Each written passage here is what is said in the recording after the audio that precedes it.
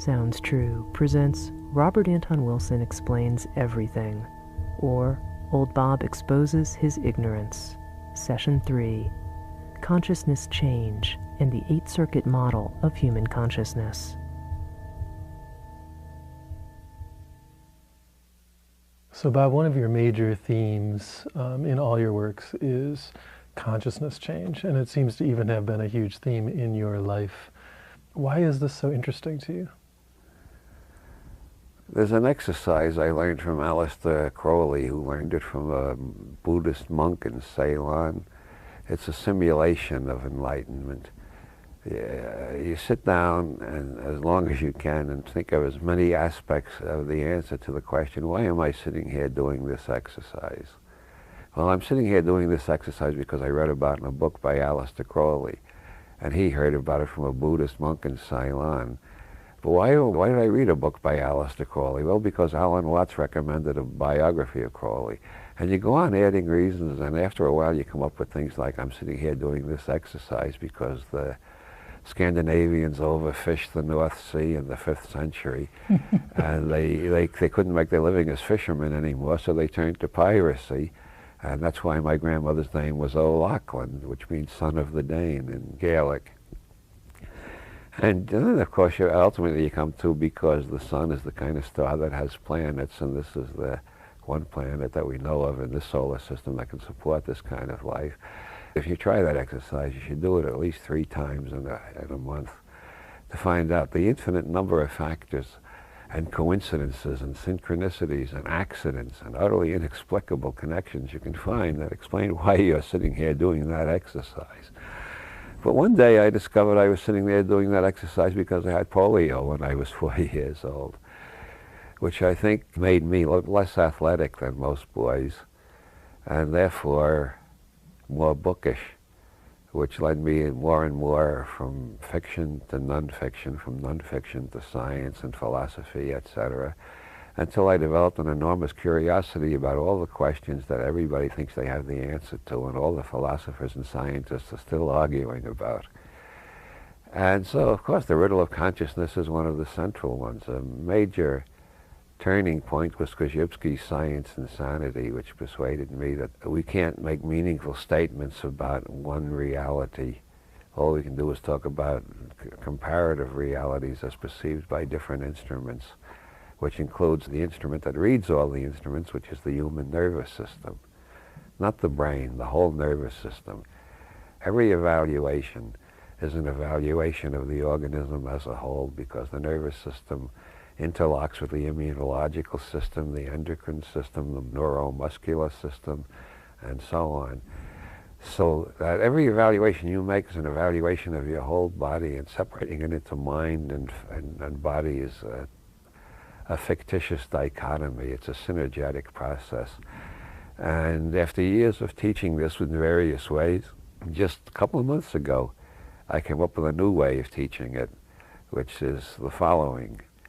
Remind yourself that you know the difference between a movie and real life, and you can keep the two quite distinct in your head, and you can control yourself with that knowledge. And remember the role of the editors, the camera people, and so on, as well as the actors. Then go see one of these really gory slasher movies that are so popular these days, and see if you can you remember all through it, this is only a movie. See if the director doesn't make you jump or cringe at least once, or grab the chair or something like that, or do some kind of physical reaction. That shows how reactions are reactions of the organism as a whole, and what the front brain knows does not control you at all. It just thinks it does. So if all reactions are reactions of the organism as a whole, and evaluations of the organism as a whole, then you start thinking about things like cultural relativism and neurological relativism and so on. And I suppose the major next step in my explorations of this area was reading Robert D. Ropp's Drugs and the Mind sometime in the late 1950s. I've always, all my life, read a lot of books on psychology. It's one of the several topics I try to keep up to date on. And Robert D. Ropp's a completely new approach, attributing mental illness to chemical imbalances in the body rather than to psychological factors. And that was only the first half of the book, though. I read that with great interest and a feeling that he was probably right.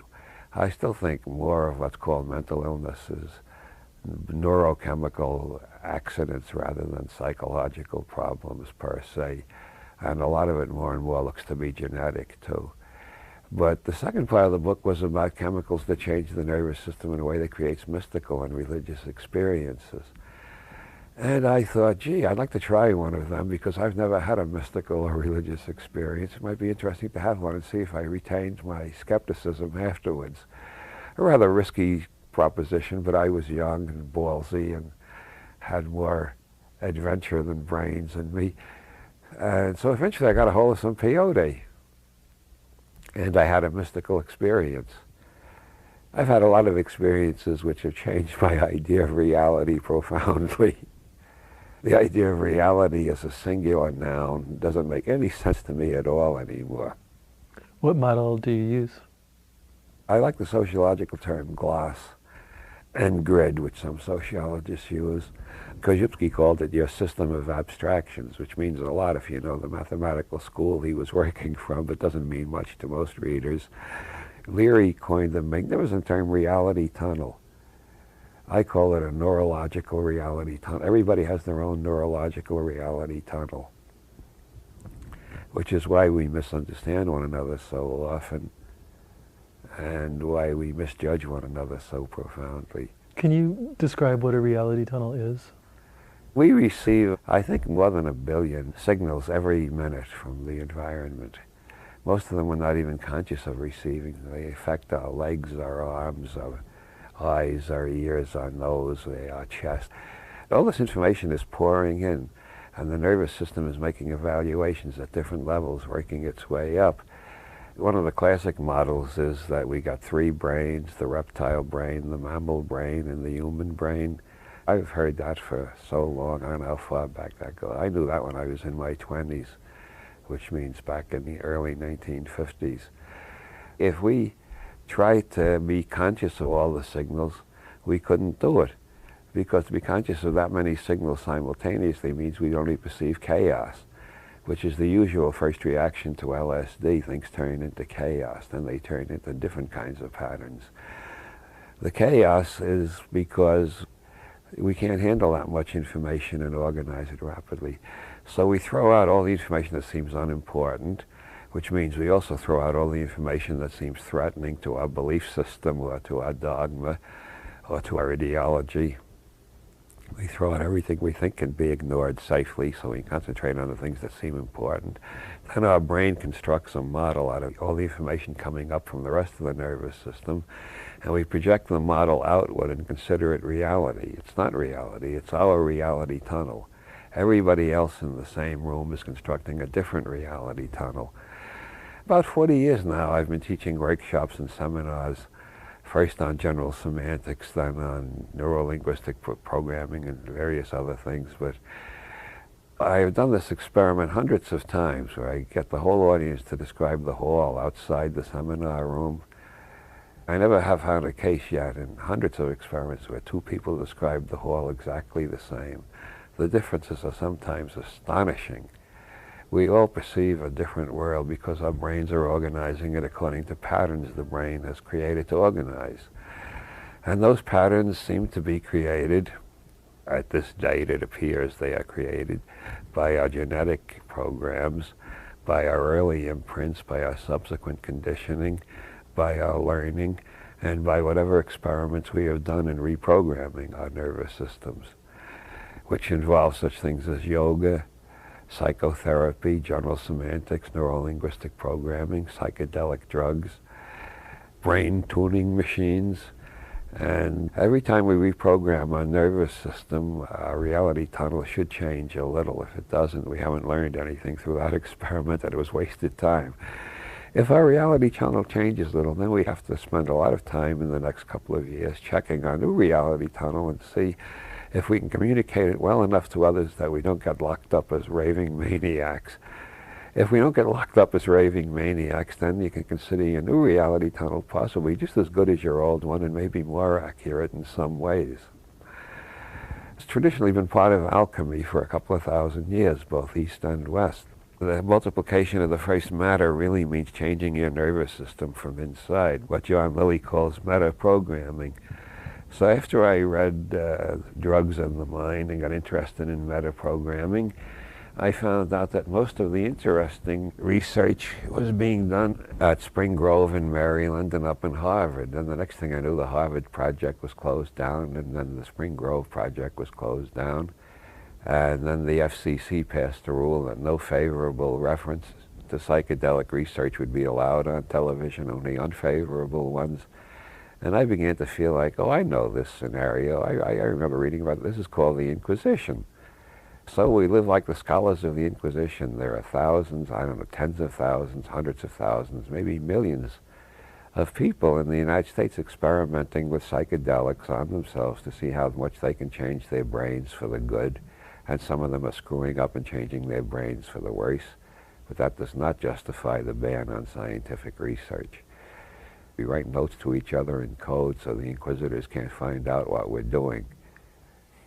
What do you think are the most useful drugs for metaprogramming? Well, I don't look at it that way. It varies with the individual.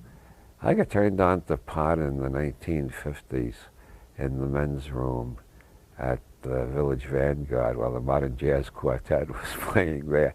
And man, I always liked the Modern Jazz Quartet, but after I got stoned and come out of the men's room, they were playing better than they've ever played before.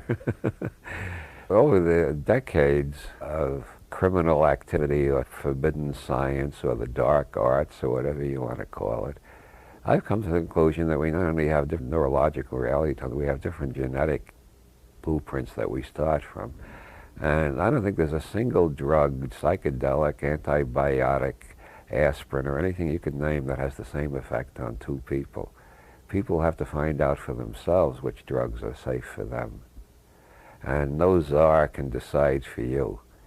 I mean, he can enforce his will on you by the use of soldiers, cops, guns, etc. There's no way he can decide which drugs are safe for you and which are dangerous for you. By and large, among the drugs that are currently controversial, that is to say illegal, I would say marijuana is the safest. I've known a few people to have bad experiences with marijuana, but that's usually because they were combining it with either booze or amphetamine. Very bad idea. Never combine pot with either booze or amphetamines. In my opinion, amphetamines are useful if you're cramming for an exam, but otherwise they should be avoided. I've seen so many people get paranoid on meth and the other amphetamines. And cocaine is dangerous for almost everybody, but that doesn't mean that there aren't times when it isn't very useful, especially for people who do a lot of traveling and lecturing. But I've never known anybody who got heavily into coke who didn't show some symptoms of paranoia after a while. That may be because there's so much violence in the coke smuggling business, or it may be because coke does have a tendency to put you in a paranoid headspace. And another thing I've noticed, and Wavy Gravy, great counterculture hero of the 60s, also has noticed, that people who use a lot of coke tend to die of heart attacks pretty young. So I regard that as a pretty dangerous one without much benefit in it, except when you're about to go to sleep and you need to give a 2-hour lecture. I think the dangers of LSD have been overstated to an incredible extent. All we know is our own experience, of course, and all I'm talking about is what I have experienced and what I have heard from others and what I have read in the literature. But I would say that under very good medical psychological supervision, like in the experiments of the early 60s, I think there was like 1 out of 1,000 bad LSD trips, and they didn't last very long. Once it became illegal and it was fashionable for people who didn't have much philosophical or scientific training to take it just to have a weird trip, you had more bad trips then because they didn't know what they were doing and they weren't properly prepared. And who knows if it's even LSD. There are no safe generalizations about which drugs are dangerous for which people. Although by and large, anybody who's ever been pronounced psychotic, even if they've been pronounced cured, I would say they should stay away from psychedelics. Psychedelics seem to make the crazy crazier. Not always, but that's a tendency that should be kept in mind. There was a series of experiments with autistic children where they gave them LSD, and some of them came out of their autism. And some of them came out permanently, and some only came out for a week and then retreated into autism. Now, if we were living in a free scientific society, like most people think we are, we would have had 30 years more of research into this area by reputable scientists published in refereed scientific journals. We know a hell of a lot more. All we know is the personal experiences of underground outlaw alchemists who are hounded by the Inquisition all the time and don't dare to reveal half of what they know. And I really think the Inquisition is kind of old hat and should be abandoned. The Roman Catholic Church gave up the Inquisition in 1819. Why the hell does the United States government feel they had to start their own Inquisition? There were dozens of other researchers who were making claims that sounded astonishing to orthodoxy. We cured a case of a guy who was sexually impotent for 40 years on one dose of LSD. We cured a guy of cancer. We don't understand it ourselves, but the cancer went away during the LSD trip. These kind of reports were quite common. The conservative medical establishment thought the researchers were being careless or stupid or over-enthusiastic or something. And then there is the factor, again, of conspiracy. The CIA was doing a lot of LSD research, and they didn't want any competition. They didn't want people knowing too much about it. The more people know about LSD, the harder it is to use LSD to brainwash them. I'm pretty sure if somebody gave me LSD and tried to brainwash me, the first thing that would happen is I'd realize I was under the influence of LSD. The second thing, I'd realize they're trying to brainwash me. And the third thing is I kick them the hell out the door. But if people don't know anything about LSD and they start having weird sensations, you can implant incredible ideas in them. I have several times been called on by friends to deal with people who were having their first LSD trip who knew nothing about acid, nothing about philosophy, nothing about neurology or psychology. They just thought they were going to have a good time, and they found themselves having anxieties. The majority of cases where somebody's having a bad trip of that type, anxious about everything, all I got to do is sit down and tell them, this is called the 15-minute jitters. It only lasts for 15 minutes. What, you've been having it for 10 minutes now? Well, you only got 5 minutes more and it'll be 9 out of 10 times they'll come out of it within 5 minutes. They're very suggestible. Did acid become your major brain change tool for a while? For a while, but I have also done a lot with peyote and psilocybin and a lot of non-drug techniques like yoga techniques like asana, pranayama, and Sufi exercises, especially the heart chakra exercises. And for about 3 years, I was trying every new brainwave machine that came on the market. And I gave up the brainwave machine research at the point they were coming out with 5 or 6 new ones every month. And I had reached the point where I couldn't be sure what was the result of the latest machine I tried, and what was the result of the machine I tried the week before, the delayed result, what was the cumulative effect, and what was the individual effect.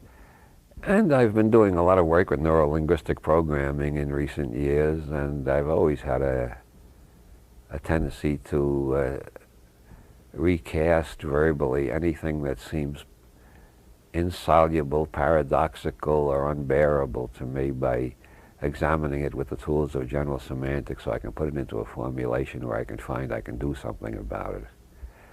Most problems exist because the verbal formula you put them in creates the problem. Can you give me an example? For instance, right now I can't get around without a walker and a wheelchair. It depends on how I verbally formulate that.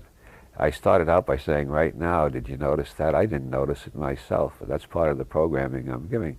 I'm not assuming this condition is permanent. I'm assuming this is a temporary condition which, since it was cured once before, it can be cured again. I learned to walk twice. I can learn to walk a third time, and I'm doing better every day. That's a very practical, nitty-gritty example, very meaningful to me right now. But take an example from the heights of intellect. For about 100 years, physicists were arguing whether light travels as discrete particles or whether it travels in waves like sound or water. And there were experiments that supported both theories. So there were arguments back and forth for a long time. Is light waves or is it particles? In the 1920s, some joker whose name I don't remember coined the word wavicles. He said, light travels as waves and particles. But this was a joke at the expense of other physicists, but a lot of them picked it up just to express their total bafflement at the fact the evidence just didn't seem to make sense. And then Niels Bohr came up with the Copenhagen interpretation, which underlies almost all my work. All my work, whatever I'm writing about it, basically comes from the point of view of the Copenhagen interpretation of quantum mechanics, which is whatever model we make of the world, whatever reality tunnel we organize our perceptions into is not the world. It's a model we've made. So if some experiments support the particle model and some support the wave model, we shouldn't be astonished at that. It just shows our brain can construct two different patterns depending on which instruments we're using. To ask what light really is basically a meaningless question. Science can't answer that. Science can only answer questions like how does it register on this instrument and how does it register on that instrument. That's the way I look at psychology, sociology, and things in general, is in terms of what does this model include and what does it exclude? Nobody can make a model that includes everything, although all the dogmatists on the planet think they've done that. If you included everything, all you'd perceive is chaos. Or as Buckminster Fuller states the case very well, scenario universe is non-simultaneously apprehended. In other words, we do not perceive the whole universe, the whole space-time continuum at any one instant. If we did that, our brain couldn't handle all the information. We perceive it in cross-sections. And if you do Zen meditation or any type of yogic meditation, you'll see how long a minute is. You can't keep track of the millions or billions of signals. How many different signals are coming in that you usually don't notice? What I call model theism is making a model, then worshiping the model as if it were a god, and hating everybody who has a different model. Model theism is the idea that your universe has been simultaneously apprehended. That's impossible according to general relativity. It's non-simultaneously apprehended. So what you experience tomorrow, if it entirely fits your beliefs today, that's because you're not paying enough attention. So speaking of models, it seems that your favorite psychological model comes from Dr. Timothy Leary, is that correct? Yes, in the Eighth Circuit model, yes. Could you describe for listeners the basics of this model? I've done 2-day workshops on the Eighth Circuit model, and I've done 1-hour lectures, and I've done 2-hour lectures. Let's see how brief I can condense it to without making it totally incomprehensible. Leary's basic assumption is that our personality or our interpersonal reactions result from genetic blueprints as modified by early imprints and later conditioning and learning and re-imprinting, if we learn anything about re-imprinting. Well, we start out with basically amoeboid floating consciousness recapitulating the beginning of life, and we have to bond to a mother or a mother substitute, depending on how lucky we are. If we're lucky, we get a mother. If we're not lucky, we imprint something else. There's a case in one of Robert Audrey's books, a giraffe whose mother was shot by hunters right after it was born, and the giraffe imprinted the jeep, and it followed the jeep around and tried to nurse from it, etc., or treated the jeep as a mother. Now this shows the biological basis of the Jungian archetypes. Jeep has 4 wheels, sort of like the 4 legs of a giraffe. There was research where birds that brought from the Galapagos Islands, where there haven't been any predators in about 1 million years, were tested by having cardboard cutout kites in the shape of hawks fly over them, and they all crouched and tried to hide. So that archetype had existed in the birds' brains for over 1 million years when there were no predators around. They still had the archetype hawk meant danger. So we were born with archetypal images and desire to find the equivalent that we can attach to in the external world. Leary calls that the biosurvival circuit. I call it the oral biosurvival circuit, to emphasize the importance of the nursing experience. And the oral biosurvival circuit Leary conceives of as basically one-dimensional. You either imprint what I call an infophilic tendency in varying degrees, which means the world seems like a safe place and you keep on exploring more and more of it. Or you imprint an infophobic reflex in which the world seems like a sinister and threatening place, In the extreme form, it's autism, where the whole external world is just turned off. It's too sinister to be dealt with. So once you've imprinted, that's it? Well, that's the general opinion. Leary's heresy, one of his heresies, was that imprints can be changed with strong psychedelics and the right type of program. Timothy was one of the most prestigious and respected psychiatrists and psychologists in the country when he started his LSD research. By the time that was closed down, he was the most disreputable. When the government started closing down LSD research, all the major researchers became, to quote a famous Irish saying, as silent as moonlight on a gravestone. Leary didn't. He went around the country raising hell and saying the government should not shut down scientific research and science should be free of government interference and all sorts of subversive and sinister things like that. So eventually, according to Leary's story, he was framed by a cop in Orange County. They planted half a marijuana cigarette in his car and then busted him and sentenced him to 37 years in prison. The regular sentence for possession of half a joint in California at that time was 6 months. For some reason, they gave him 37 years. It does look like there was a certain desire for revenge against Leary for going around telling people science should be free, it should not be controlled by the government. It's a subversive Jeffersonian constitutional idea of the type our present government wants to destroy entirely and doesn't want anybody to hear of or think about. The basic idea is that there's 8, quote, circuits, unquote, in the human organism. Leary liked the word circuits because he fell in love with computers very early on. And from the 1970s on, he tries to use cybernetic and computer-type metaphors as much as possible. Some people object to it on the grounds that they think it's mechanistic. And I had a long talk with a naturopath who told me it would make a lot more sense if you said systems instead of circuits. So instead of saying the oral biosurvival circuit, if you said the oral biosurvival system, it would fit the organism as a whole more clearly and sound less mechanistic. And I've thought that over, and I've tried to write about the 8 systems rather than the 8 circuits.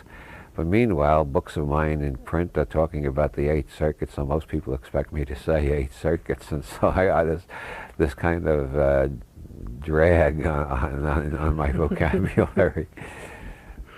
Okay, so you've described the oral biosurvival circuit as... which has the 2 polarities, infophilia and infophobia. Everybody's on a spectrum somewhere along that line, depending on their early experience. Between the world is a safe place and the world is a terrible place.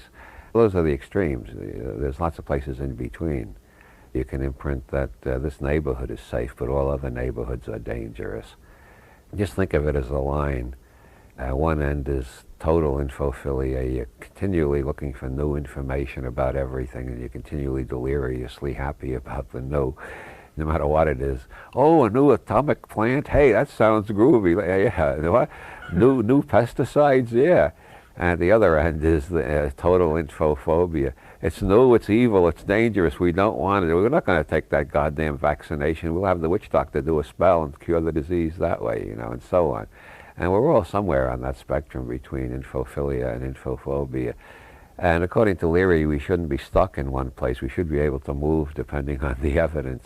But the standard science would say that once we have that imprint, that's where we're stuck. Yeah. And I think that's pretty true, except I think that Leary is right. You can change the imprints. And not just with LSD, there are other ways of changing the imprints. So what's the second circuit? The second circuit is the anal territorial circuit. All mammals mark their territories by excretions. When you take your dog out for a walk, the dog pees on a dozen different places. That's not because they don't have bladder control, it's because they have exquisite bladder control. What they're doing is marking a territory. If you made a map of the neighborhood and marked the places that the dog pees, that's the territory that dog is claiming. If he sniffs another dog's urine on a part of his territory, he'll pee there extra long to reiterate his claim to that territory. All mammals do this.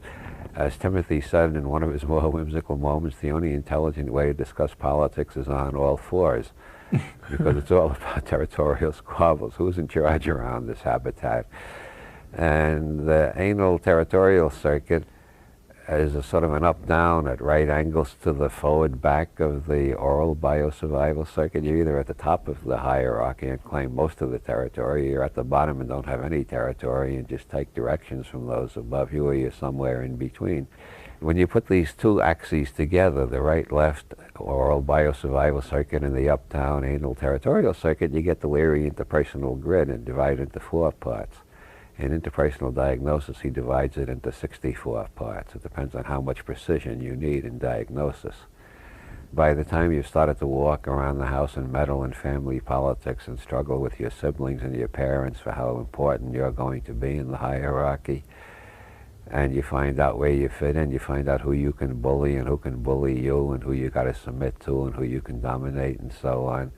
You got this scale on the up-down, and you got the forward-back scale of innovation or conservatism. This makes 4 quadrants, which Leary calls friendly strength, which is you have a high status and an innovative personality. The quadrant below that is friendly weakness, which is you're basically willing to accept the new, but you feel very insecure, and you're always looking for somebody to give you orders and tell you what to do. That's the quadrant that Leary put himself in when he was tested by the California prison system, so they'd put him in minimum security. And then there's hostile strength, which is dominant but not friendly. It's dominant and somewhat sadistic, leaning toward the egotistic and the narcissistic, and that tends to be conservative. This type of power is afraid to show itself. It needs to dominate, but it's very much afraid of the people it's dominating. Then below that, you got hostile weakness. You see them in the tabloids all the time. They have "born to lose" tattooed on their arms, and they've been accused of crimes so atrocious you can't believe a human being could do it. Derek Byrne popularized this whole system in a wonderful set of game rules. Friendly strength, the game rule is, I'm okay, you're okay. And that's obviously the healthiest relationship you can have, as long as you can maintain it. Of course, you can't maintain it with everybody because some people aren't okay. They're sons of bitches. But as long as you can maintain, I'm okay, you're living in a very happy world. And then friendly weakness is, I'm not okay, but you're okay. The overwhelming majority of people in psychotherapy have that basic quadrant. They're not okay, but they're quite convinced the therapist is okay, and they're waiting for him to produce the magic jewel out of the drawer that will cure them all at once. And all they have to do is please the therapist long enough, and the magic jewel will come out. Most of them really believe in it, although not that literally. And then hostile weakness is, I'm not okay, you're not okay. That's why they have the tattoos saying "born to lose" or "born to raise hell," etc. And then the hostile strength, Eric Byrne's slogan for that game is, I'm okay, you're not okay. And that is the favorite game of ideologists of all stripes. The person is always going around telling everybody else what's wrong with them and trying to straighten them out. Never in a kindly way like friendly strength, but always in a morally reproving way. Now, the first circuit seems to have been known to our ancestors and projected outward as the moon goddess, the great white moon goddess with their 3 aspects, and that's why the first day of the week in almost all European languages is named after the moon goddess. Monday in English, Montag in German, Lunes in Spanish. I did this in Amsterdam once with a very multilingual class. We worked our way all around Europe, and it's always the day of the moon goddess, which is the mother symbol, the all-providing breast. And Tuesday is Martes in Spanish. It's always named after a war god because it deals with the territorial circuit. Martes, it's always Mars. Tis was an ancient Anglo-Saxon war god. The Tuesday is named after. And so we got the moon goddess and the war god, and the next day is Wotenstag, or Wednesday, or Mercules, named after the god of communication. And that circuit is activated when we first begin to realize all the noises the adults making are a code, and we learn to decipher it, and we begin to be able to communicate. And this I call the time-binding circuit in honor of Alfred Korzybski. Leary called it the laryngeal manual circuit. It has to do with making speech units that communicate to others and manipulating the world with your hands. You build a model made out of words or other symbols, then you test it by manipulating the world and see if the world fits your model. You do that just naturally and instinctively. It's a genetic program until you get to school, where they train you to lose all your curiosity and just memorize the correct answers the teachers give you. Every child is intensely curious until they get to school, and the function of school is to kill the curiosity by telling them there's one correct answer and we know it already, and don't do any thinking of your own. They stop that by the time you reach the college level, and they allow you to begin thinking then, unless you go to a Catholic college. So the third circuit is kind of a thinking circuit. Yeah, it's in terms of Jungian psychology, the first circuit is sensation, the second circuit is feeling, and the third circuit is reason. And Freudian, it's the oral stage, the anal stage, and the latency period. Anyway, with the third circuit, we have a revolution. The first two circuits tend to be basically conservative. They keep repeating the same patterns over and over throughout history. That's the major theme of Finnegan's Wake, how these first two circuits throughout history continue to produce the same patterns over and over. Cain and Abel, Napoleon and Wellington, it's all the same story. It's always the two brothers trying to kill each other. This is an evolutionary relative success for most mammals and most vertebrates, as a matter of fact. But the third circuit, by letting information be transmitted across generations, creates this information acceleration, which gets faster and faster as it goes along. Korzybski called that the time-binding function, and he said it's what differentiates people from other mammals. And once you get into the verbal and symbolic world, if you only learn words, you stay in one reality tunnel or belief system.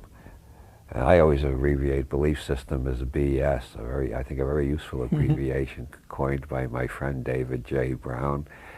When you learn mathematics, you find there's a variety of symbol systems. If you can think in both words and mathematics, you got a lot more freedom than people who only think in words. If you're good at visualizing, you have another semantic circuit that worried people don't have. Einstein, for instance, considered a great mathematician, said all of his ideas came to him as images first, then he got the equations, and the third step was getting the words to explain the equations. This acceleration of information leads to faster and faster change, which is very disagreeable to the people in high positions of authority who have this burden of omniscience that they're supposed to be doing all the thinking, perceiving, smelling, sensing, hearing for the whole society, because everybody else is just supposed to follow orders. With this burden of omniscience and information doubling all the time, they get more and more out of contact with objective reality in the sense of what's going on in the sensory, sensual, space-time continuum. And so they more and more are making their decisions based on the basis of things they learned when they were in college 40 years ago, or things they heard from older politicians before they got into it. And everybody's afraid to tell them when they're wrong, because that's the way you get a pink slip and wind up on the unemployment lines. So we got the acceleration factor of information and the deceleration factor of the authoritarian structure, which doesn't like the acceleration factor and keeps trying to slow it down. And that, to me, is the basic dialectic of history: information attempting to break free and ruling elites trying to stop the flood of information from unseating them and creating a world they can't manage because they can't understand. So back to Circuit 3, how does that affect us personally? Well, it gives us the capacity for perpetual learning and perpetual intake of new information and transformation of ourselves and our societies. And it also tends to trap us in the cocoon of our favorite symbolism, so that we can't think outside that. Then our BS, or our belief system, becomes a set of blinders which keeps us from letting any new signals in. If you're talking about abortion and somebody keeps saying baby killers, you can't get anywhere, because they have created a semantic grid in which the fetus is by definition equal to a baby. And nobody has claimed this that about any other species. Nobody claims that an acorn is an oak tree or an egg is a hen. But for some reason, in the human class of life, the fetal form is equivalent to the post-birth form. I think that's one of the more remarkable metaphysical ideas floating around in our society. So you were saying that the first circuit gives us a forward-backward orientation and the second circuit gives us an up and down orientation. Is that correct? Yeah.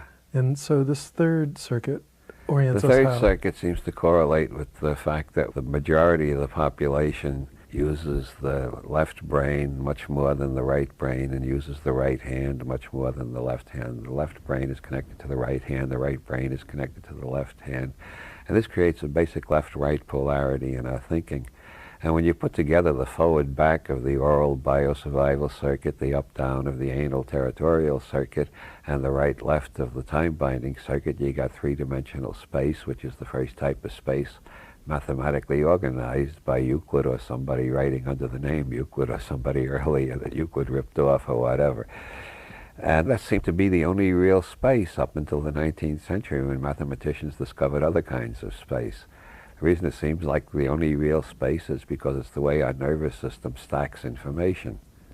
And that's why the third day of the week is the day of the god of communication, Mercury or Wotan, as the case may be. So where do we go on the fourth day of the week, or in the fourth circuit? Well, Thursday, Thortag, it's always a thunder god and a father god. This is the domestication circuit. This is the socio-sexual circuit.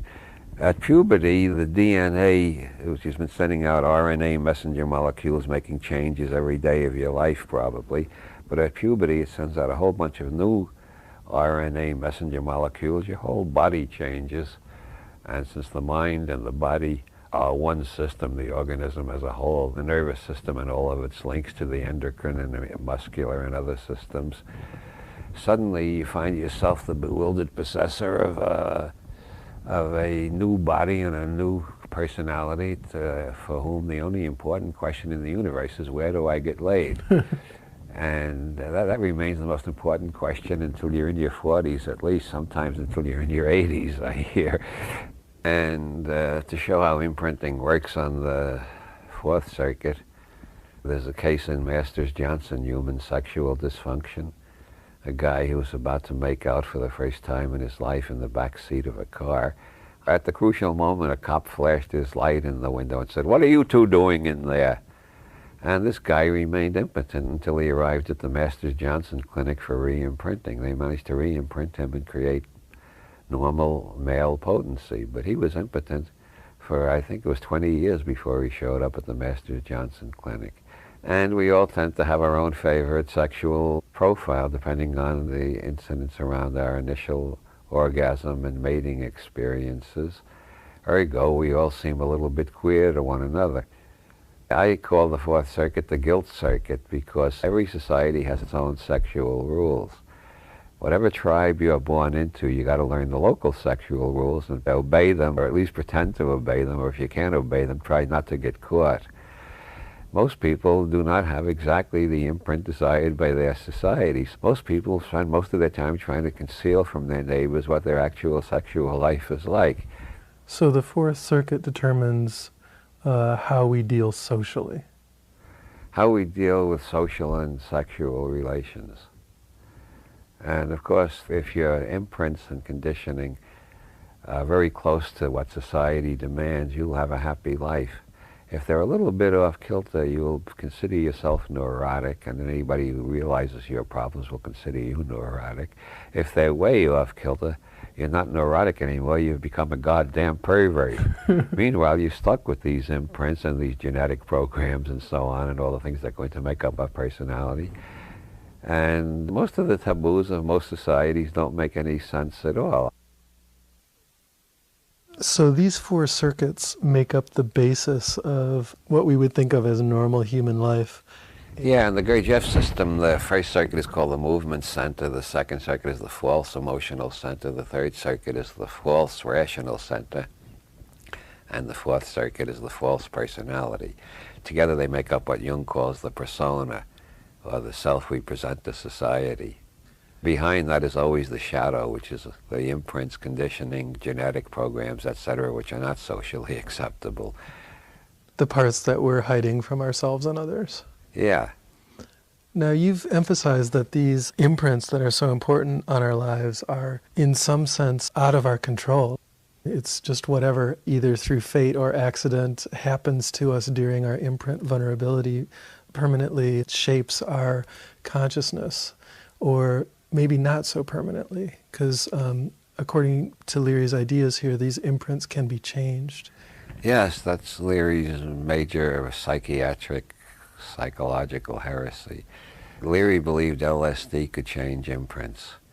And one of his first major experiments was to take a group of convicts in the Massachusetts prison system who were due for release, take them on mystical trips with classical music, readings from the Hindu and Buddhist scriptures and LSD, and reprogram them into a state of mind where they didn't feel like criminals anymore. A lot of them cried.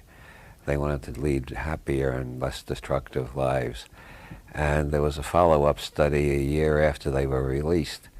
A year after release, something like 85% of all criminals are back in jail for a new crime. In Leary's case, something like 80% of them were still leading productive and non-criminal lives. An associate in that did a follow-up study in the 70s, and all the ones he could find were still out on the streets, not back in prison. Leary had reversed the recidivism rate. There should have been a lot more research on that, and we wouldn't be building so goddamn many prisons now, would we? But again, the government shut down the research. They wanted to keep mind manipulation a secret that the CIA could use for their own purposes and nobody else would know anything about. So the implication is he had somehow re-imprinted them to be nicer. He re-imprinted them to see that their life script, their basic programs on the first 4 circuits, were leading them to a life that would remain basically unhappy. If you go on committing crimes, you're going to spend most of your life in prison, which is not a nice place to spend most of your life. You're also going to spend your time outside looking over your shoulder all the time to see if the cops are coming yet. It's not a happy lifestyle. Leary's psychology is based entirely on the principles of hedonic philosophy. What do you want out of life? To have a good time. Okay, get rid of all the programs that make you miserable. And if one of your programs is holding up liquor stores, you're going to have to get rid of that one because that gets you in prison pretty frequently. So have other people been able to reproduce his findings? Only to a limited extent, because once the good reports were coming in, not only from Leary, but from, at least 100 other investigative teams were reporting great results with LSD, the government shut down all the research. All the research that has been done since then has been illegal and therefore not published. But there is research going on. It's like the Inquisition, as I said. There are people, scientists, doing research and communicating with one another, but they just don't publish, so they don't bring the government down on their heads. So Leary had found that you could re-imprint through using psychedelic drugs. Have people found other ways to re-imprint people? Well, Stanislaus Grof, whose work I haven't studied closely enough to have an informed opinion, he believes that through breathing exercises and loud music he can produce re-imprinting experiences. He doesn't use the word re-imprinting, but what does he call it? Spiritual transformation. But what he means is the same as what Leary means by re-imprinting. Stanislaus Grof prefers more religious terminology. Leary prefers more ethological terminology. It's a difference in style. And are there other techniques? Well, if you take classic yoga like Patanjali taught, his system is you start with asana, which is holding one posture as long as you can and doing it every day for longer and longer periods. Eventually, you get over the fidgets, the boredom, and all the general nuisance of it, and you find yourself in a very peaceful place. This seems to be the unimprinted first circuit before you've imprinted either infophobia or infophilia. The next step is pranayama, which quiets all the emotional compulsions on the emotional territorial circuit. And the third step is dharana, which is concentrating on one image and driving all words out of your head. That seems to be the hardest step for most people, so very few people follow that. Instead of dharana, there's mantra.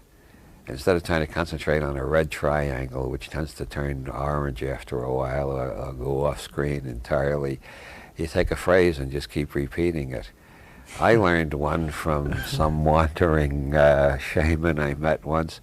Shamati shawati, shamati shawati, shamati shamati, shamati shawati, shamati shawati, shamati shawati, shamati shamati, shamati shawati. It's almost like a windshield wiper. It really cleans the mind. It closes down the third circuit. So you've closed down the first circuit with asana, the second circuit with pranayama, and the third circuit with dharana or mantra. And then you close down the fourth circuit by taking a vow of celibacy. And then you got a body full of energy and nowhere to go, so you explode upward into one of the higher circuits. Or at least that's my analysis of how yoga operates. Those who don't want to take a vow of celibacy can study the art of Tantra, which takes the sexual energy and instead of blocking it entirely, formalizes and ritualizes it into a higher circuit experience. Now that we've looked at the four basic circuits, what are the higher four circuits? Well, the fifth circuit Leary calls the neurosomatic circuit, and I've never found a better label for it. The neurosomatic circuit is turned on by bleaching out the first four circuits in traditional yogic way, or by just ordinary meditation without yoga exercises and all the accessories. Just spend 45 minutes a day trying to clear your head of all thoughts by repeating a mantra or by concentrating on some object in your field of vision and blocking everything else out. Korzybski recommended staring at an apple. Korzybski, the inventor of general semantics. Anyway, the most fashionable method recently is the brain tuning machines. You tune the machine down from beta to alpha, and you get very tranquil and calm for a while. You turn it down below alpha to theta, and you get into a pretty deep meditative state. Anyway, the fifth circuit, the usual way of turning it on, which I almost forgot to mention, throughout most of history has been cannabis. Cannabis is the specific chemical for the receptor sites in the brain where the neurosomatic circuit is activated. Whether you smoke it or eat it in muffins or brownies, it tends to create an explosive enrichment of the sensory, sensual manifold. And immediately you'll find a hell of a lot is going on in your body and in your perceptual field that you never noticed before. And a lot of it is hilarious, and a lot of it is sexy, and a lot of it is thrilling, and a lot of it just bowls you over with mystical awe. How does turning on this fifth neurosomatic circuit affect the other four circuits? Well, first circuit anxieties begin to look silly and paranoid. Second circuit emotional compulsions begin to look a bit robotic, and you're embarrassed by them and you want to get rid of them. And third circuit reality tunnels begin to seem very subjective and relative, and none of them look objective and totally real anymore. And your fourth circuit sexual pattern begins to seem a bit robotic and silly too. So you gain quite a bit of perspective on yourself. Yeah, you're gaining more freedom. Bob, does standard psychology recognize this neurosomatic circuit?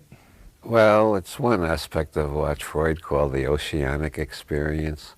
Freud recognized it as a human phenomenon, and he thought it was a blissful regression to infancy, which he thought was harmless, but you didn't want to stay there. You had to come back to adult reality eventually. But he did recognize it as a human experience. Jung puts all the higher circuits under the general title intuition, bunches them all together. There's a guy named Kenneth Ring who did a lot of LSD research when it was legal, and then switched to near-death experiences. When he couldn't use acid anymore, he started collecting experiences from people who had out-of-body experiences or seeming out-of-body experiences, or whatever you want to call them. He found a lot of similarities to LSD trips. And he has his own label for the neurosomatic circuit, but I forget what it is. But there are several different names for it, and in Hinduism it's called dhyana, the trance of unity, because it tends to make perception more global and less egotistic. So is it one of the effects of an opening in this neurosomatic circuit to increase compassion? I think absolutely. Very strange. I don't think Leary ever talks about that aspect of it. But my experience and the conversations I've had with other researchers, other outlaws, other alchemists, etc., I think the beginning of neurosomatic experience is almost always correlated with it more sensitivity to other people's sufferings. And I think the correlation or connection between pot and anti-war protest in the 60s was no accident. Potheads were much more horrified by the Vietnam War than alcoholics were. So kids are being burned up with napalm. Gee, that's terrible. Let's have another drink. You can't say that on pot. Kids are being burned up by napalm. For Christ's sake, we've got to find some way to stop that. You feel more. I mean, you're more open. Your senses are open on all levels. The whole organism is much more open. So I think it definitely it increases compassion and empathy. So what day of the week it correlates with the Fifth Circuit? Friday, which is named after Freya, the Norwegian sex goddess, the Marilyn Monroe of the Norwegian pantheon. And of course, in the Latin tongue, the day is named after Venus, who's the South European equivalent to Freya, the goddess of sexual ecstasy. Bobby made the point that the first four circuits basically are imprinted once and then stay that way for the lifetime unless they're re-imprinted under special conditions. Is that also the case with the fifth neurosomatic circuit? I don't think so. I think the higher you go on the circuits, the more re-imprinting you can do.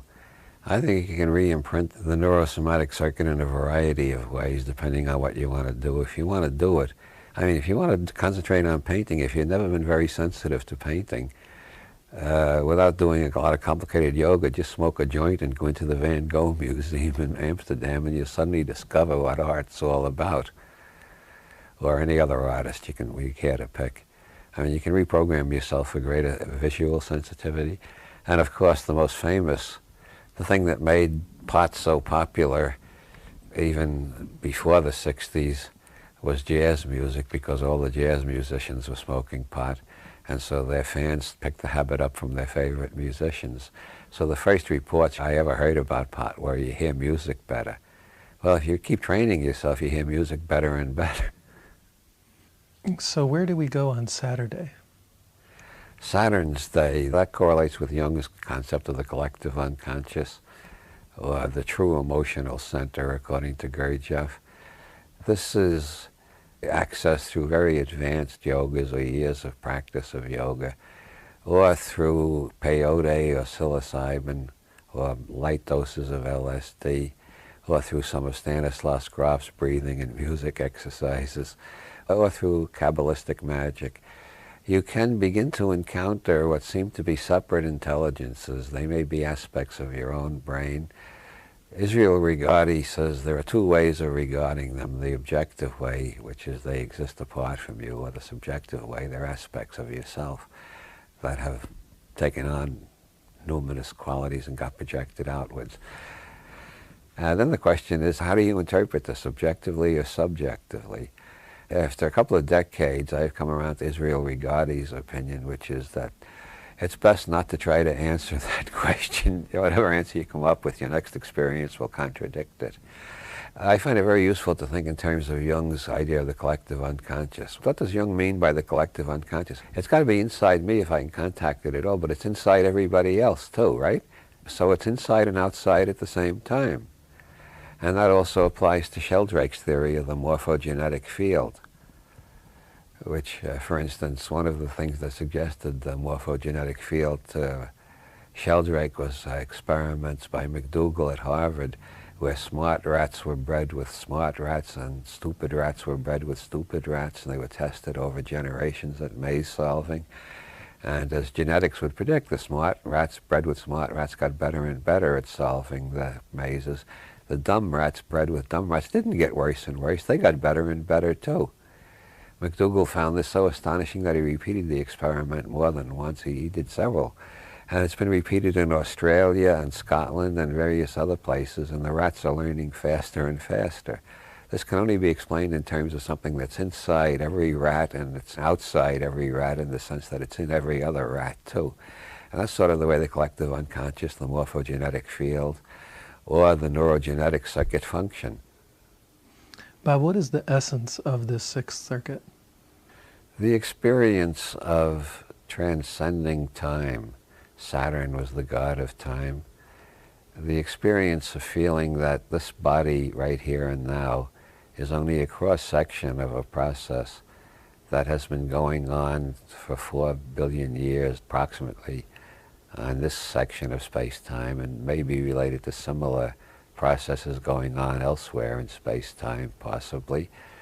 It's a sense of immortality, in a sense that when this body dies, the genetic vector of which this body is an expression will just continue through time. And that the rules and laws governing that level cannot be yet, maybe never will be, put into really scientific terms, even as we decode the genome. The only way to really begin to understand it is by direct experience of the archetypes, whatever the hell they are and wherever they come from. Does this give us an even higher level of freedom than the Fifth Circuit? Well, if it correlates with Gurdjieff the way I'm trying to make it correlate, yeah, we have even higher freedom there. And a worse sense of responsibility. It's like the Buddhist doctrine of karma. My God, everything I do is going to have effects for the rest of eternity. Mm. If you really believe that, and it's hard to doubt it in the light of most of the data of modern science, nothing stops, everything just transforms. So if I do an evil deed, the effects of that are going to go on forever. The only place it stops being evil is when it reaches somebody who's trained in the Buddhist, yogic, or psychedelic, or some type of system where they know how to transform energy, and they say, gee, I just got a lot of bad energy, I'm not going to pass that on, I'll turn it into good energy before I pass it on. That's known as the great work in alchemy, and it's the goal of Buddhism and Taoism and most of the Oriental religions. So if the neurosomatic circuit helps to increase our compassion, the neurogenetic circuit increases our loving kindness. And hilaritas. That's a word I picked up from Ezra Pound's cantos.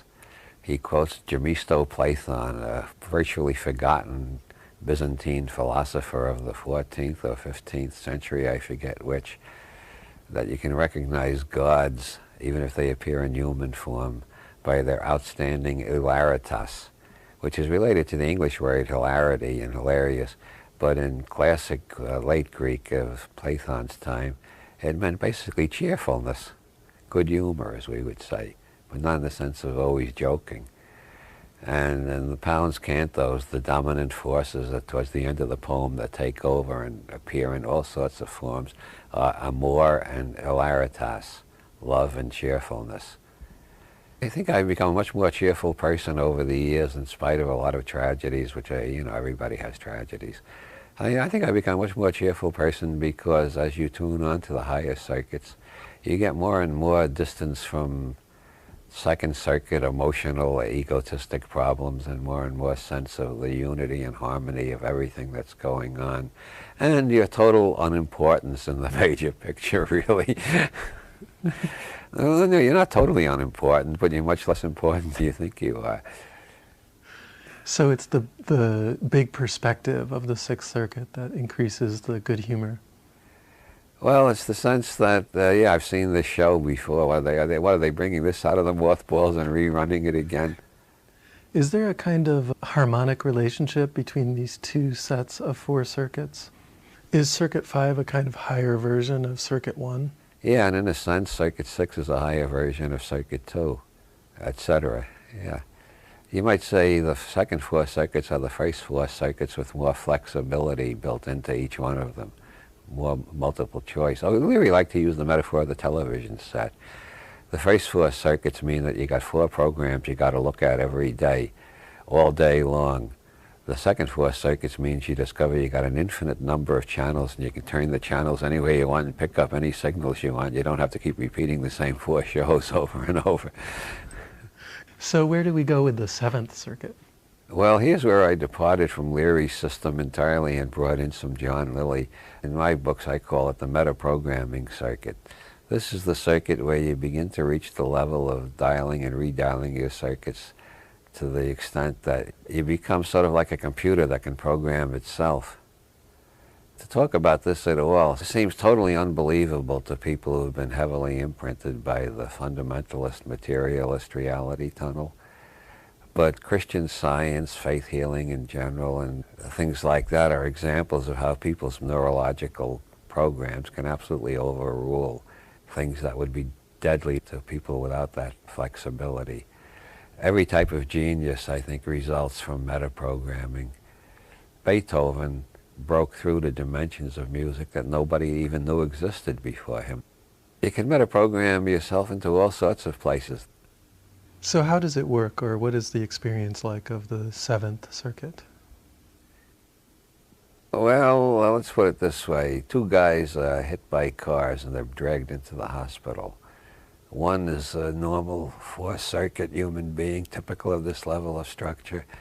What's going to happen to him depends entirely on the skill of the doctors and the degree of the injury.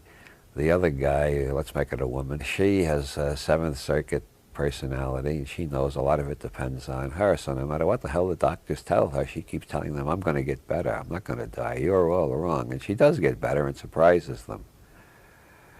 This happens so often that there are two books about it on spontaneous remission, and they're both out of print.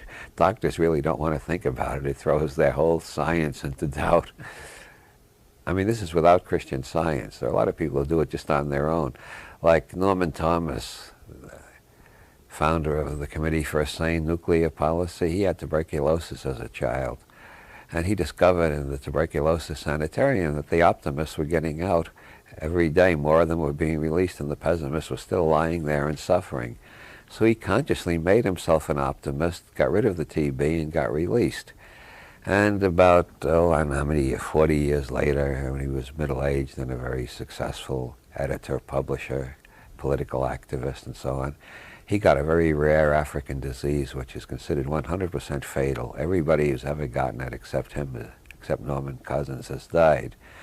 When they told him that in the hospital, he got the hell out of the hospital, the first move towards cure, checked into a hotel, and rented videos of the Three Stooges and the Marx Brothers, and had a doctor who was as much of a heretic as himself come in every day and give him a massive shot of vitamin C. And he recovered, and he didn't die. He's the only one ever recorded to have that disease without dying of it. Now, there are some conservatives in the medical profession who say he never had the disease in the first place. That's the favorite way of evading the data. But the plain fact of the matter is that his experience and the way he wrote about it and the evidence he collected from other cases was so impressive that at the end of his life he was teaching at UCLA Medical School, even though he wasn't a doctor. He was teaching doctors how to activate this self-healing process in their patients by encouraging them to be optimists instead of pessimists. He also referred to it as activating the fighting spirit. And it happens all the time, but doctors don't like to think about it because it seems too spooky. And that's only one aspect of metaprogramming. As I said, you can program yourself into a Nazi reality tunnel if you really want to go crazy, but you can program yourself into a Buddhist reality tunnel, a nudist reality tunnel. You can program yourself into a vegetarian reality tunnel. I did for 1 year. I got to the point where I couldn't pass the butcher part of the supermarket without feeling disgusted. It seemed so horrible, all that meat hanging there. Then I got tired being a vegetarian, and now seeing meat in a butcher shop doesn't shock me or revolt me at all anymore. So who is the person that is doing all this metaprogramming? What part of you stays outside of... Who is the metaprogrammer? That is the question, to which there are different answers. According to Colin Wilson, it's the transcendental ego as contrasted with the ordinary ego. The higher you get in the circuits, the harder it is to talk about them in subject-predicate sentences with the is of identity in the middle of them. They can be better described in art and music, but I do the best I can.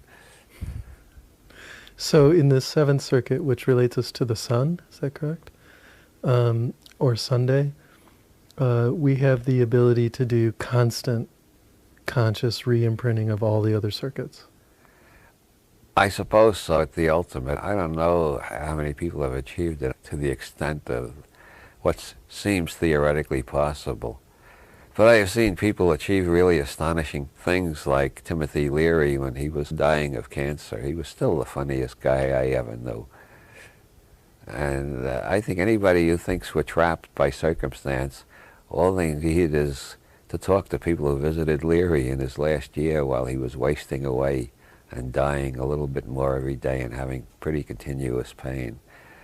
Well, of course, he used all the drugs he could find, legal or illegal, to handle the pain, but that's because he was a rebel all his life. But it wasn't just the drugs, it was the long experience he had at re-imprinting and metaprogramming. So he knew how to metaprogram himself into a state where where pain and death were just experiences that he could stand above and look down at. and laugh about. He especially laughed at the people who felt sorry for him, or the people who thought he was suffering abominably. He was suffering abominably, but he refused to let that interfere with his mind's activity. He had hilaritas to an extreme extent. Bob, in what sense does the Seventh Circuit relate to the seventh day or Sunday? Well, that's the circuit where metaprogramming allows you to escape from so many ordinary reality tunnels that the chief symbol for it is the white light of the void in Buddhism, or the empty circle in Zen Buddhism, or the pyramid in the Western occult tradition with the eye on top. Senzaki Roshi used to talk about big mind and little mind. All the previous circuits are little mind. The Seventh Circuit is big mind. It's you, and yet it's much more than you. And that's why so many people call it the direct communication with God, or becoming one with God, or becoming one with the universe. But you can become one with an ant. You can become one with a crow, as in the Don Juan books. And so how is this related to the sun? Well, the sun is the standard symbol of light, liberty, liberation, illumination, God consciousness, God intoxication, self-intoxication to some extent. And the Sufis feel that if you get too far into that without balancing it, you become what they call a mere ecstatic, which in California slang has become a bliss ninny. And we got quite a few bliss ninnies wandering around these days. It depends on how much you keep your perspective and how much you just enjoy feeling like God.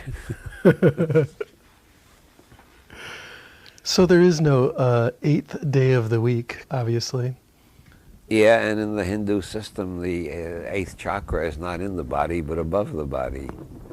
Yeah, I call that the non-local quantum circuit. Leary kept changing his name for it. I forget why. I think his last book he called it the non-local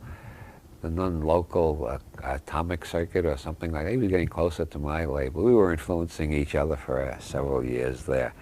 I call it the non-local quantum circuit because one of the most fascinating things in quantum mechanics is Bell's theorem, which has been confirmed 5 times now. It's not only mathematically sound, but experimentally it's been verified. And what Bell's theorem says basically is that everything in the universe is in harmony with everything else in the universe. Well, more specifically, it says any 2 particles once in contact continue to remain correlated in mathematically precise ways, no matter how far apart from each other they move, even if they're so far apart that information from one can't get to the other in the time you're taking your measurements. So how does information get around faster than light if the things are that far apart? Well, nobody knows, but David Bohm, for instance, gave 3 lines of interpretation. One is that we're going to have to radically redefine our ideas of both space and time, even more radically than Einstein did. The second is that information somehow travels faster than light, even though energy can't. How can information travel without energy? Well, that's the mystery to be solved, but information is somehow getting around. And the third approach is that it's not traveling around, it's always there. The hardware is local. And this is where I like to quote Jack Sarfati, a physicist who I don't get along with very well, but he does have some great metaphors. And his metaphor for this mysterious interconnectedness, of which Douglas Adams, remember, said everything is interconnected, but some things are more interconnected than others. Jack Sarfati's model is think of the universe as an enormous computer. Then think of our galaxy as a smaller computer within the bigger one, our planet a smaller one within the galaxy. Our body is a smaller one, our brain is a smaller one, the cells of the brains are even smaller. You work your way down to the quark level, and you got this mini computers. Below the quark level, presumably, there are even smaller computers. And in all cases, the hardware is localized. The hardware is here, not there, now, not then. I mean, from wherever you are is here and now. So the hardware is always localized, but the software is everywhere at once. It's outside space-time entirely. And this is what comes up in near-death experiences, out-of-body experiences, high doses of LSD, almost any dose of ketamine, and profound practice of yoga over a number of years. It's called samadhi, union with everything. And this is where synchronicities come from, and it's why so many people continue to have psychic experiences, even though we are told by authoritative sources that you can't have psychic experiences. They're totally forbidden. They can't happen, and if you claim them, you must be nuts. Still, the majority of people will report at least one psychic experience in their life whenever a poll is taken. Some people have dozens of psychic experiences. And this just comes from the big mind rather than the little mind, the non-local rather than the local level, the software rather than the hardware. Of course, I'm using a lot of modern scientific metaphors for traditional mystical concepts. That's because I find the traditional mystical language just doesn't satisfy my criteria of general semantic accuracy and neuro-linguistic programming of the sane sort. So I have to put it into the best scientific metaphors I can find, because this means that everything I say is potentially refutable. If the government would allow free research, everything I say could be either disproven or made more plausible. Nothing in science is ever proven. That would require an infinite number of experiments. But if you disprove enough theories, the one left standing looks like the only alternative we have until we disprove that one. But nothing is ever proven. What happens is one model seems more plausible than all the others. But in the more advanced sciences now, we frequently have 2 or 3 models. In physics, we got quantum mechanics and general relativity, and they're not convertible one into the other. And within quantum mechanics, we got 8 schools of interpretation as to what the equations mean. And nobody is quite sure what general relativity means. So in terms of the human organism, you picture these 8 circuits. Have humans always had these, or are they evolving circuits? I don't know. The Sufis refer to the higher circuits as the next step. Sufi literature is full of references to the next step. The idea is that we're all evolving into something different.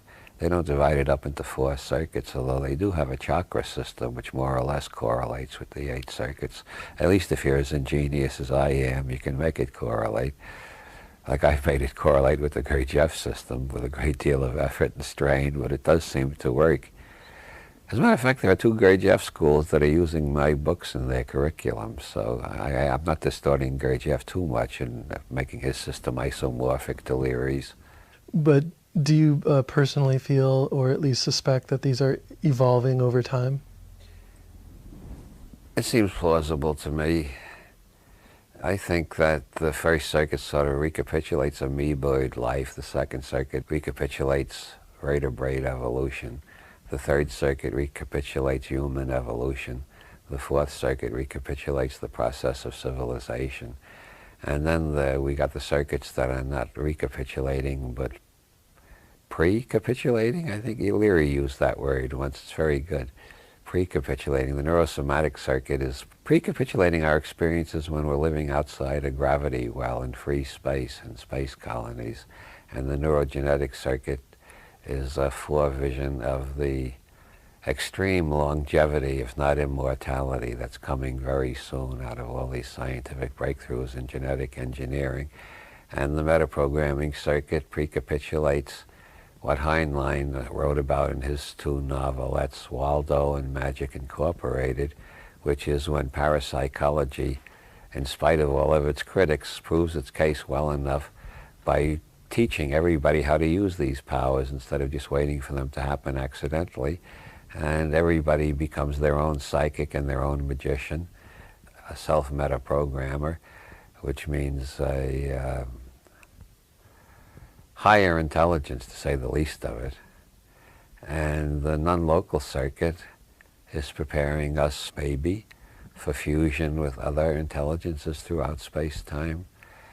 So clearly, working with these 8 circuits could give us tremendous powers to control our own destiny.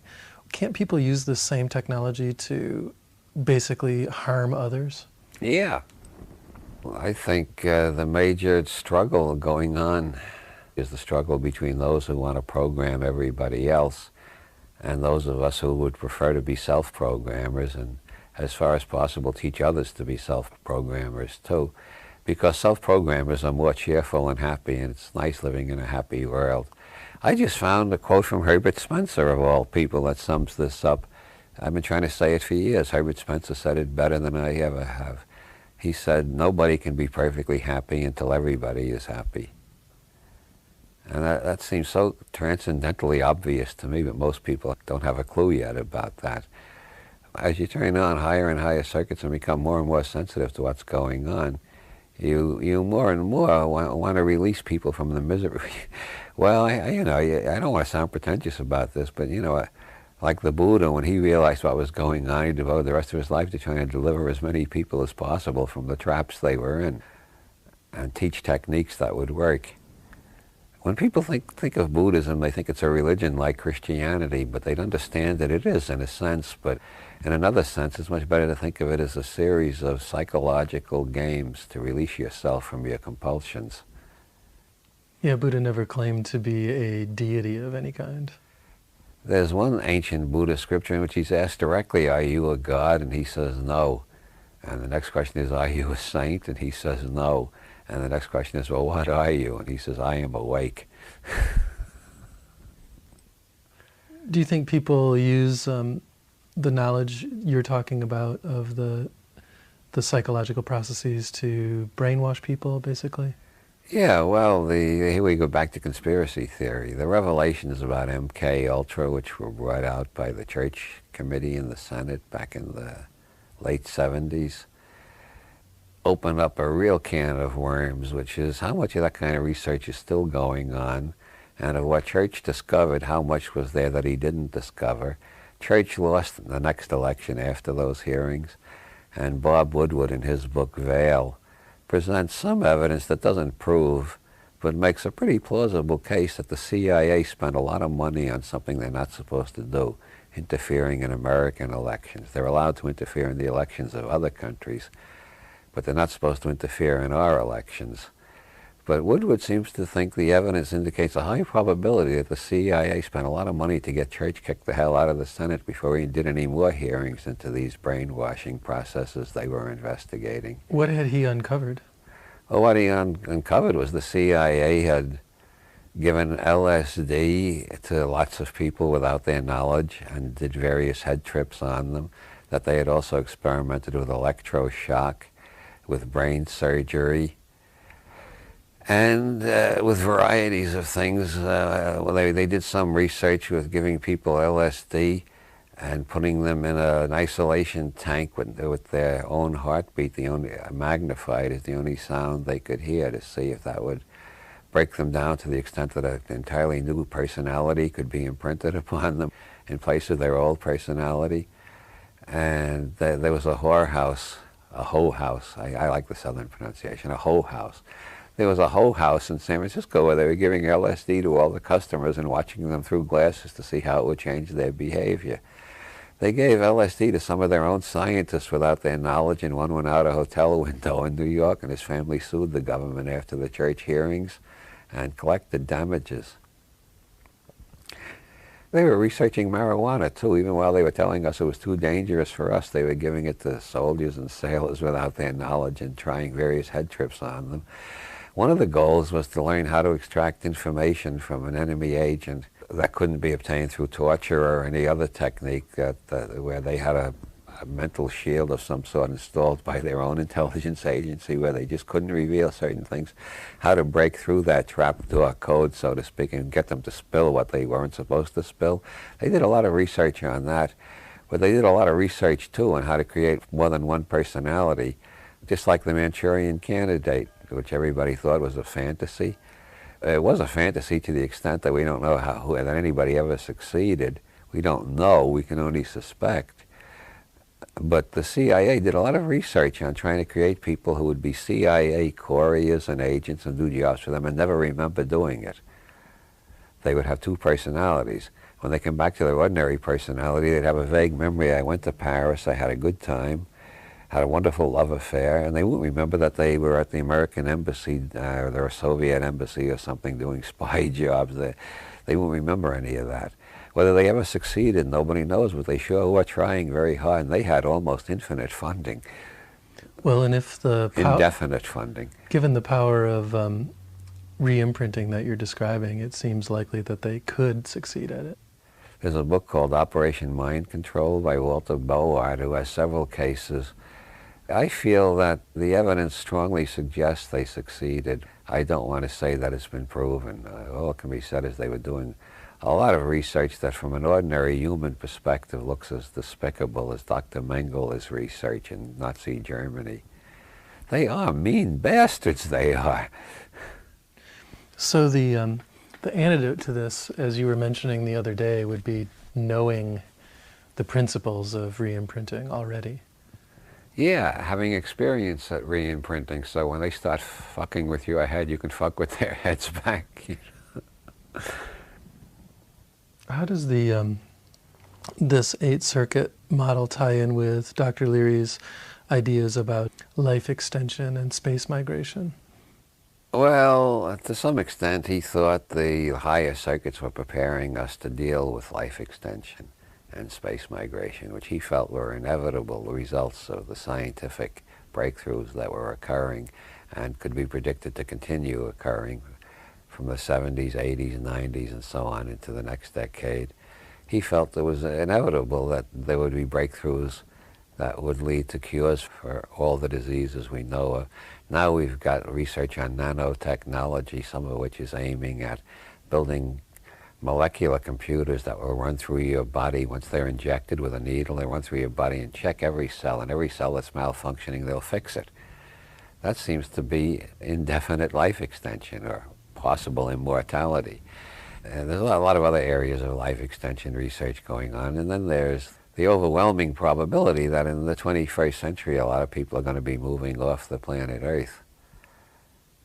And Leary felt the higher circuits would be much more useful after we achieved longevity and space migration. So if you're living a very long time in a very open environment, the higher circuits are more natural modes of being. Not only that, but the lower circuits, which are relatively mechanical, would make for more dangerous blunders and for more boredom.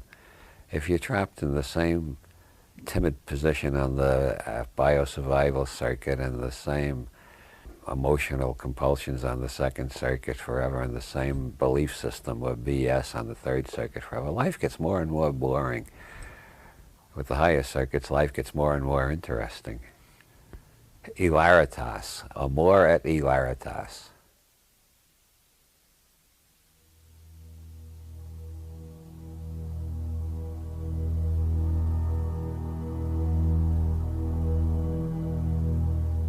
This concludes Session 3. Our program continues